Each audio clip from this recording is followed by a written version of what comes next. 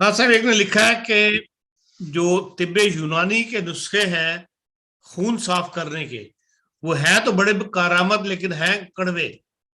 तो खून साफ करने का मुरक्कब नुस्खा होम्योपैथिक में भी है। अस्सलाम वालेकुम वरहमतुल्लाहि वबरकातुहू। मेरे देखने और मेरे सुनने वालों, अल्लाह ताला आप सबका हामी नासिर हो। देखिए जी, खून साफ करने के लिए होम्योपैथी में बेशुमार दुआएं हैं। मसलन सबसे अवलीन दुआओं में से जो दुआ है वो एक्नेशिया है।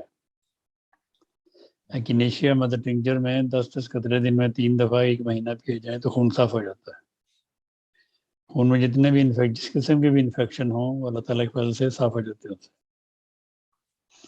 और भी खून साफ करने के लिए कुछ दुआएं हैं। हाइड्रोकोटाइल है मसलन, वो भी खून साफ करती है। फिर कैलेंडुला है, वो भी खून साफ करती है। ये बहुत सारी दवाएं खून साफ करती हैं होम्योपैथी में। एड्रास्टस है, वो भी करती है साफ हो।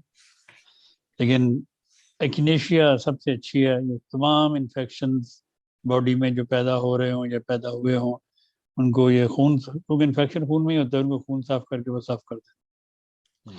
वो जो देसी नुस्खा जात होते हैं वो होते हैं तो कड़वे हैं। दवाई तो कड़वी होती है, मीठी तो नहीं होती। मीठी गोलियां सिर्फ होम्योपैथी में मिलती हैं।